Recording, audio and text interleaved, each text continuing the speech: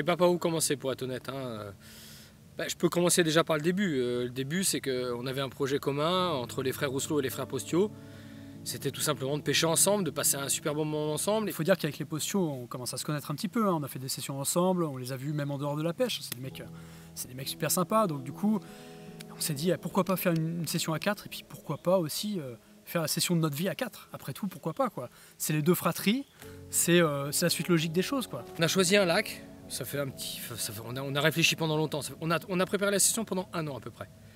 Pendant 1 an, on a réfléchi, on allait pêcher le lac sans vouloir vraiment prendre des poissons, mais juste pour comprendre les dynamiques. Et c'est là où on a posé les fondations. En fait, on a commencé à circuler, à pêcher sur 3, 4, 5, 6 postes différents, un peu tout autour, en essayant de trouver des cannes, des petits spots qui produisent du poisson. Et en fait, à chaque session, on en apprenait de plus en plus sur le lac. Ju et Yo, ils sont allés faire quelques pêches de pré-réglage et aussi de découverte vraiment des spots qu'on allait pêcher. Les mois ils ont passé, on a commencé à affiner quelques petites stratégies pour le démarrage de cette session hivernale.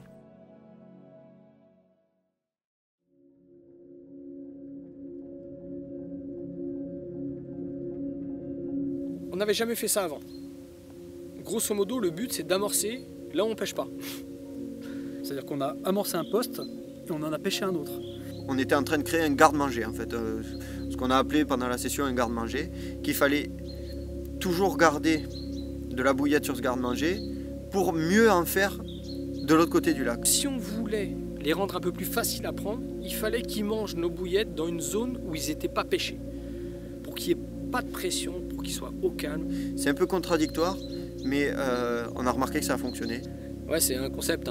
C'était une stratégie qui était quand même assez folle. En tout cas pour notre pêche à nous, c'est assez inédit quand même. C'est parti. Attention. 3. Mais regarde pas, regarde là. Ah ouais. 1, 2, 3, go. Allez, ça c'est fixe et après ça peut bouger quoi. Prêt? Ouais. Vamonos.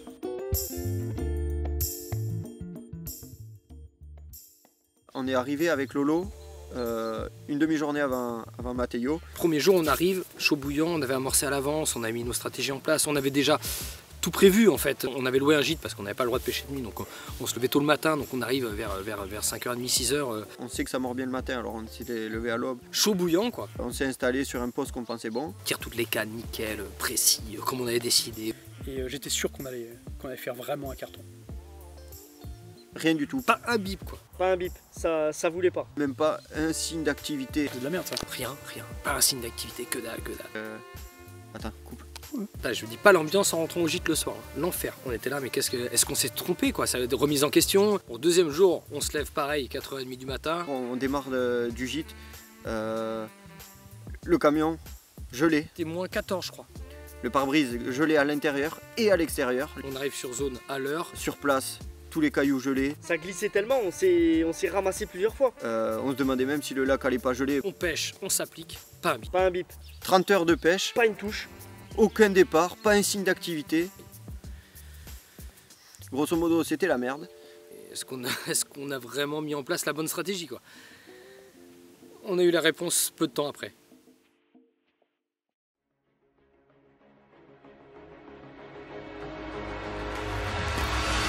Oh là là, sous la pluie là. Putain, un monstre. Sous la pluie. Miroir. Un monstre aux plantes, c'est le déluge. Ah, tu nous la montres? Allez, regarde ça. Oh. Attends si j'arrive à la voir. Oh là là. Oh. Putain, c'est magnifique. C'est une magnifique. folie. C'est une folie. Énorme. Allez. Bye bye.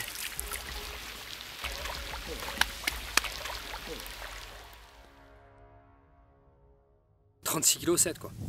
Miroir, parfaite, super belle. Le rêve d'une vie quoi. Le rêve d'une vie. Un monstre. Un monstre. Un monstre, un miroir gigantesque, un monstre. Il faut s'imaginer la bête quand on l'a mis dans l'épuisette. On était là, on s'est regardé, on s'est dit mais c'est quoi cette session? Qu'est-ce qui nous arrive? Le tapis, il était presque limite. Elle faisait tout le tapis. À un moment, on se demandait si le sling allait pas être trop petit même. Et en fait, c'est cette carpe qui non seulement est énorme, mais en plus c'est elle qui lance la session. Cette journée qui va se passer là, je l'oublierai jamais. Je sais pas combien on fait, je crois on fait 5 poissons dans la journée. Bim, une grosse carpe, une grosse commune, une foulie, un poisson de plus de 30, une miroir, encore une, encore une. En fait, chaque poisson était exceptionnel. Remise à l'eau de ce poisson exceptionnel. C'est une fulie ou linéaire fulie, c'est un poisson exceptionnel. Et en général, quand on fait des poissons comme ça, bon, ils ne dépassent pas les 15-20 kilos. Mais là, va savoir pourquoi. 27. Bah, les écailles, je vais te dire, ouais, bien comme ça, je dirais. Comme ça, sur ça de long, quoi. Incroyable, une linéaire, bon, exceptionnelle. 30 kilos, miroir, pris avec les RHC de coupe carpe. Une bille qui travaille bien l'hiver. Super, on va la rendre, on va la remettre à l'eau tranquillement. Elle a bien mérité. Wouh!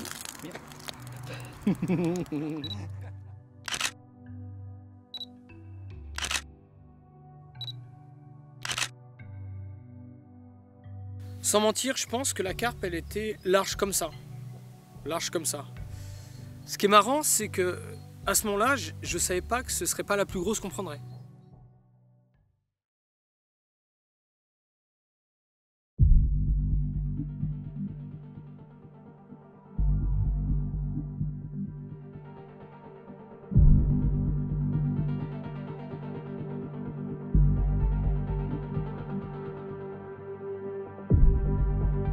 Au moins large comme ça, un monstre. Énorme, énorme. Peut-être ça de largeur. Ouais, large comme ça, quoi. Large comme ça. Large comme ça, 1,10 m de long. Incroyable. En hauteur, 60 cm de haut.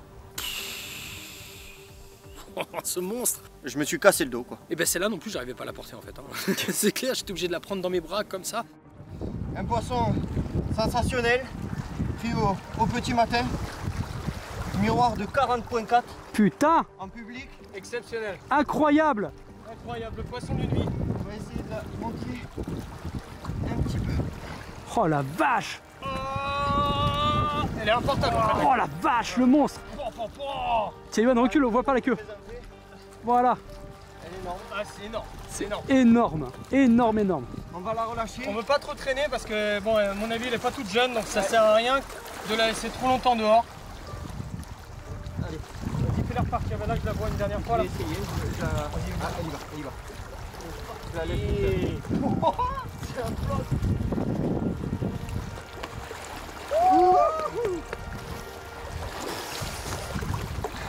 Exceptionnel. Franchement, c'est incroyable. Je suis trompé de partout, mais ça vaut le coup. Incroyable. Exceptionnel. C'est marrant parce que j'ai toujours, on les a vus ces photos de 40 kilos là, dans le privé, tout ça, où tu te dis, mais en fait, ça c'est des poissons que je verrai jamais dans ma vie. Hein. C'est possible en fait, c'est possible, ouais. On s'attendait à ce qu'il soit énorme parce qu'on a eu du mal à le soulever, à le mettre dans le sling, de le mettre dans le tapis, etc. Mais quand ça affichait vraiment 40 points, un truc de fou, on a sauté partout. On a reposé la carpe avant, mais on a sauté partout, on s'est fait des bisous, on a bu des bières, voilà, on était trop contents. Évidemment, un poisson aussi gros, c'est forcément l'aboutissement de quelque chose. C'est-à-dire que je pense que c'est le fantasme d'énormément de carpistes, de beaucoup de carpistes. Mais ça doit rester un fantasme quelque part. C'est une sorte de poisson métaphysique, ça n'existe pas dans le réel. Et d'un seul coup, dans un lac public, hein, on n'est pas en privé là, hein, dans un lac public, on en voit une devant soi, sur le tapis, et là on prend conscience que c'est réel, et je sais pas, il se passe quelque chose. C'est à la fois une sorte de nostalgie, c'est-à-dire on se dit, bah, ça y est, c'est fait, donc peut-être qu'on le vivra jamais plus, et d'un autre côté, c'est une joie immense, et la concrétisation de quelque chose, vraiment.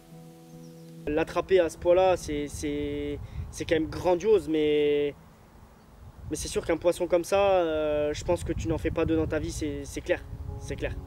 On était venu pour elle, hein. C'est clair qu'on était venu pour elle, je m'attendais pas à ça. Hein. On s'en doutait un peu, quoi. On s'en doutait. Entre s'en douter et l'avoir sur le tapis, c'est autre chose. Franchement, c'est autre chose. C'est un tournant dans la vie dans ma vie de pêcheur, c'est un tournant dans la vie de mon frère, de mes potes, voilà, c'est ouf, c'est ouf, c'est ouf. Franchement, c'est ouf. J'aimerais que tout le monde voit ça un jour sur un tapis de réception, ouais, carrément. C'était un mythe de le voir à ce poids-là. Et en fait, à la base, on pensait que c'était un gros poisson qui pouvait peut-être atteindre ce poids-là, mais on ne s'attendait pas forcément à le faire vraiment. Et c'est ce qui a rendu cette session vraiment mythique, en fait. Et ça donne de la signification à ce mot. C'est inimaginable.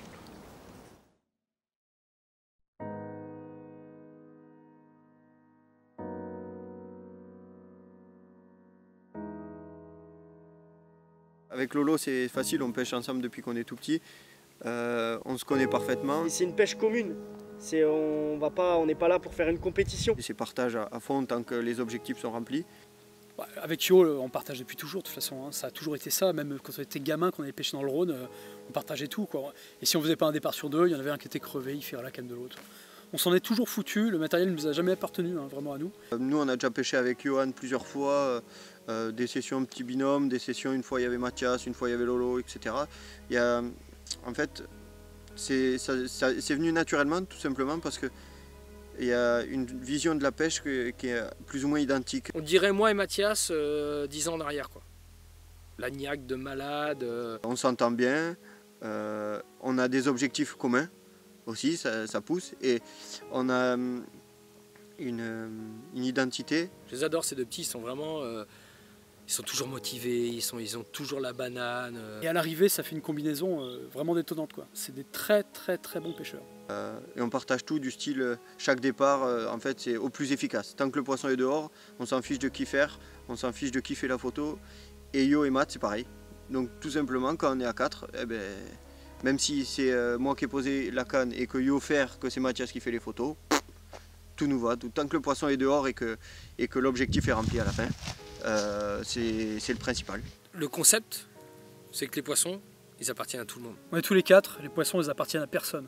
Ou plutôt, ils appartiennent à tout le monde, en fait. C'est comme si on était 4 frères. Le poisson, il appartient à l'équipe entière, quoi. En fait, il n'y a pas de c'est le poisson de Lolo, c'est le poisson de Matt, c'est le poisson de Yo. Donc le poisson, il est à tout le monde. C'est des poissons communs, quoi. C'est une session commune et c'est des moments qu'on partage qui sont en commun. Et c'est quelque chose, je pense, qu'on n'oubliera jamais.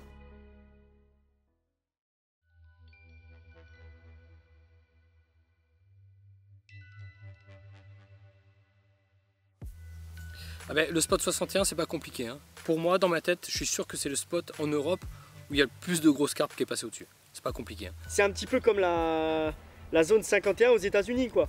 Il y a que des trucs exceptionnels là-dedans. Parce que vu la moyenne qu'on avait dessus, voilà, un départ par jour, pas plus. Je pense qu'il y a une moyenne à 30 kg sur ce spot. C'est n'importe quoi. C'est n'importe quoi. À chaque fois que ça partait, je vous dis que... Chaque départ, c'est grosse pression. Hein. Parce que quand on voit ce qui sort, à chaque fois, c'est la pression, quoi. Alors du coup, on les ramène doucement parce que, évidemment, on veut pas que ça décroche. Pendant ce temps-là, deuxième départ. Donc du coup, il y en a un qui se met à cavaler, l'autre qui est là pour épuiser, il y en a un qui fait un montage. Ça n'arrête jamais. C'est le spot le plus fou de la planète. On a fait... les 2 derniers jours avant de rentrer, on a fait 2,33 dessus, ouais. 2,33, 2 miroirs. J'aimerais pas être une petite écrevisse sur ce spot. 33 kg, le lendemain ça part, 33 kg. Calibré, quoi. Calibré, je sais pas si c'est le bon mot en fait. Mais c'est dur de trouver les bons mots quand on parle de quelque chose qu'on n'a jamais vécu. Essayez de me la présenter vite fait.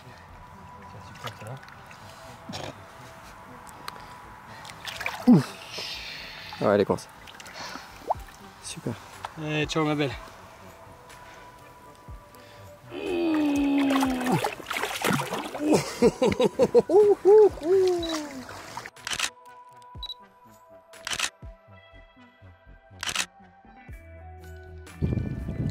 Voilà, encore un super poisson.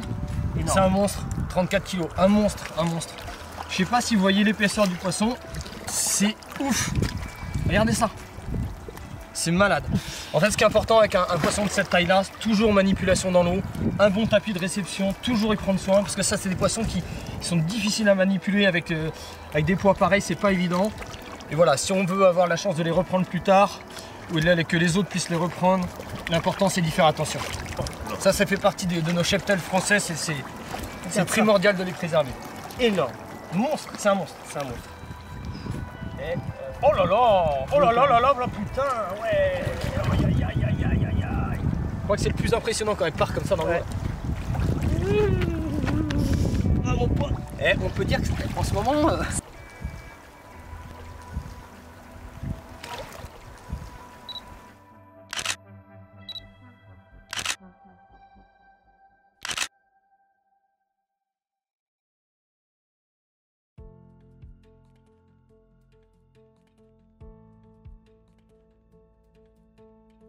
C'est des moments qui marquent une vie, je pense. Moi personnellement, je revivrai jamais une session comme ça de ma vie, jamais. Moi, j'ai pas pu venir souvent, mais je me suis régalé à chaque fois. Je pense pas qu'on refera ça un jour, une telle série de poissons.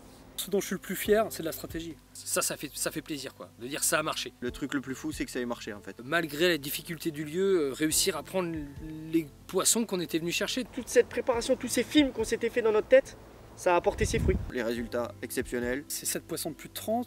Je m'en souviens d'une grosse 30 là qu'on n'arrivait pas à mettre dans l'épuisette. Une commune de 32 quoi. Encore quelque chose d'exceptionnel. C'est une miroir de 40 kg 4. Le kiff total. C'est énorme. Puis quand on a commencé à la voir arriver, à la mettre dans l'épuisette, cette masse. Et je la revois encore se tordre. Au moins 15 poissons de plus de 25 en plus. En fait, j'avais jamais imaginé dans ma vie prendre des poissons comme ça. C'est incroyable. C'est exceptionnel, inimaginable. Légendaire. Mythique, je dirais. Je pense que ça, c'est des moments vraiment... Enfin, tu les vis qu'une seule fois, quoi. C'était la session de rêve par excellence. C'est génial, c'est génial. Pourquoi on va à la pêche au fond?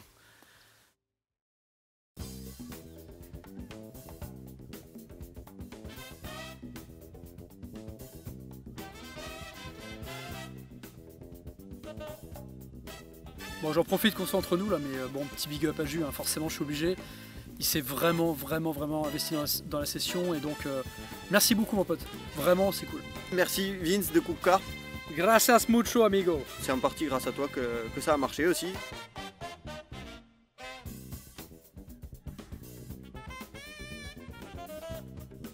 Alors la 40.